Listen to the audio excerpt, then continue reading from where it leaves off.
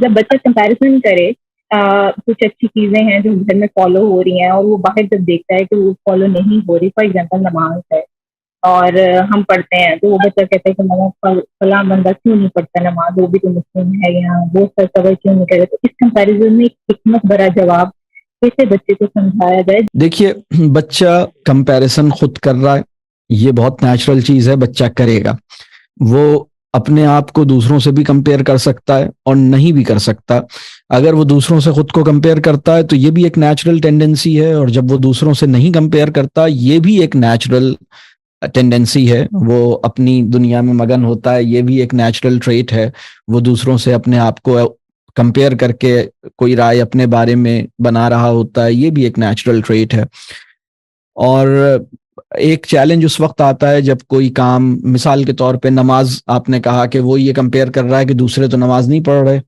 یہ والی جو بات ہے کہ وہ دوسروں کو، اب وہ کمپیریزن دوسروں کو جج کرنے کی وجہ بن جائے، یہ ہے پرابلم.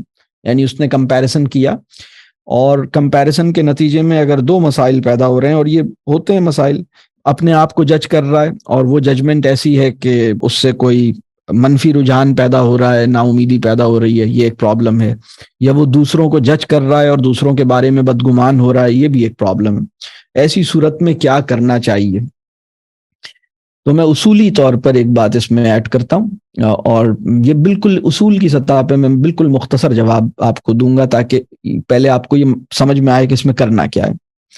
دیکھیے، بچوں کو یہ بات سکھانی ہوگی اور پہلے یہ بات خود سمجھنی ہوگی کہ ہمیں اپنے عمل کو دوسروں کے عمل سے کمپیئر نہیں کرنا ہے، بلکہ ہمیں اپنے عمل کو اصول سے کمپیئر کرنا ہے. یعنی ہم جو کمپیئر کریں نا، اصول کیا ہے یا اسٹینڈرڈ کیا ہے، ٹھیک ہے؟ اور اسٹینڈرڈ انسانوں کو نہیں بنایا جائے.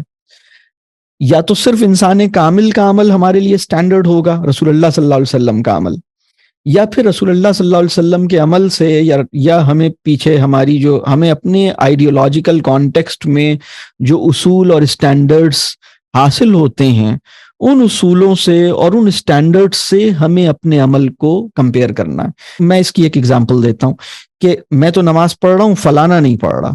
یہ ہے جب میں اپنے عمل کو دوسروں سے کمپیئر کر رہا ہوں. لیکن اب مجھے اپنے عمل کو کسی اسٹینڈرڈ سے یا کسی اصول سے کمپیئر کرنا ہے. مثال کے طور پر اصول کیا ہے، اسٹینڈرڈ کیا ہے، کیا نماز پڑھنا اور کس طرح سے نماز پڑھی جانی چاہیے، کس طرح سے نماز سے میرا تعلق ہونا چاہیے، نماز کے حوالے سے مجھ سے کیا ایکسپیکٹ کیا گیا ہے. تو اپنے آئیڈیولوجیکل کانٹیکسٹ میں، اپنے ایمانی تناظر میں میرے لیے معیار کیا ہے. تو انسانوں کی ذمہ داری یہ ہے کہ وہ اپنا موازنہ ان معیارات کے ساتھ کریں. اور بچوں کے ساتھ بھی یہ ڈسکس کیا جائے.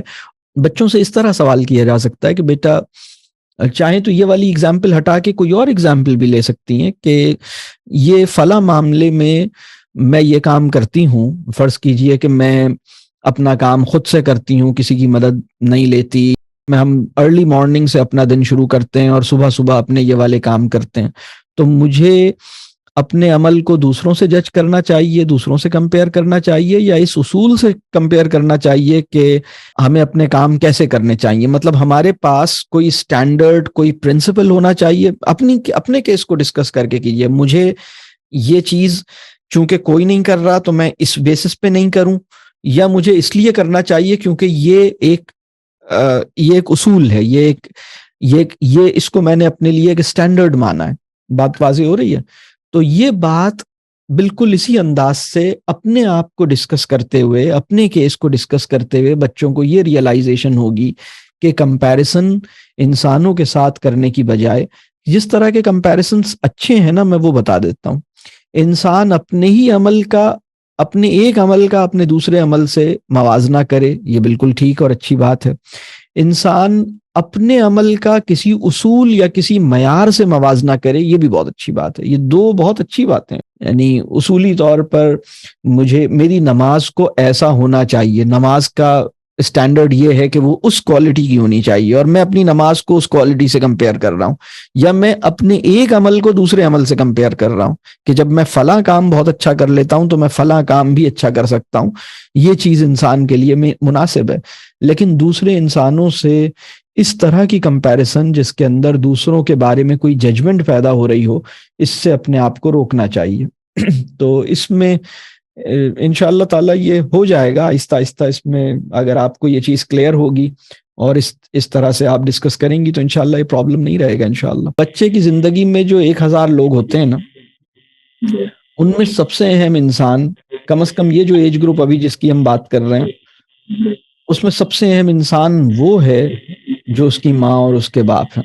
اگر 1000 لوگ کچھ اور کر رہے ہوں لیکن ماں اور باپ پورے یقین کے ساتھ، پورے شوق کے ساتھ، شرح صدر کے ساتھ ایک صحیح عمل کر رہے ہوں، تو بچے کے اوپر اگر میں آپ سے یہ عرض کروں کہ شرح صدر ہمیں نصیب ہو جائے، یعنی ہم کنوکشن کے ساتھ اور پیشن کے ساتھ، یعنی شرح صدر کے اندر پیشن بھی شامل ہے، کنوکشن بھی شامل ہے، تو پیشن اور کنوکشن کے ساتھ ہم اپنے عمل کو ٹھیک کرتے ہوئے اپنے حصے کا کام کر رہے ہوں، یہ ایک بات ہے.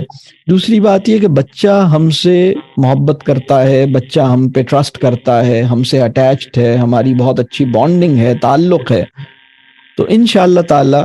اور پھر ہم بچے کو دعا بھی دیتے ہیں، بچے سے اس بات پہ ڈسکس بھی کرتے ہیں. یہ تیسری چیز ہے کہ بچے سے ڈسکشن ہوتا ہے کہ ہم کیا کیوں کرتے ہیں اور کیا کیوں نہیں کرتے، یعنی ایک مورل ریزننگ بھی اس کو پرووائڈ کی جاتی ہے کہ ہم نے جس عمل کو منتخب کیا ہے اس کی ریزنز کیا ہیں.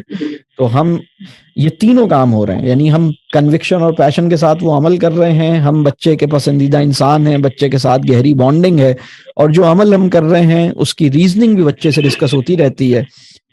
اب اگر 1000 لوگ بھی وہ کام نہ کر رہے ہوں تو آپ کو پریشان نہیں ہونا چاہیے، اور بہرحال اللہ آپ کے لیے، مطلب آپ اپنے حصے کا کام کر چکی ہیں اور انشاءاللہ تعالی بہت بہتر رہے گا. اس پہ پریشان نہ ہو. دیکھیں، یہ گارنٹی تو اللہ نے انبیاء کو بھی نہیں دی کہ ان کی تعلیم اور تربیت کے نتیجے میں ان کی اولاد ان کے راستے پہ آ جائے، ان کی بیوی ان کے راستے پہ آ جائے. یہ گارنٹی تو اللہ نے نبی کو بھی نہیں دی تھی. اور انبیاء کی مثالیں ہمیں اس لیے دی گئی ہیں تاکہ ہمیں یہ سمجھ میں آ جائے کہ ہمیں اخلاص کے ساتھ اپنے حصے کا کام کرنا ہے، اور اللہ اس کے نتیجے میں نتائج پیدا کرے گا. اللہ تعالی ہماری اولادوں کو، ہماری پیرنٹنگ کی کمزوریوں کی وجہ سے ہماری اولادوں کو نقصان نہ ہونے دے.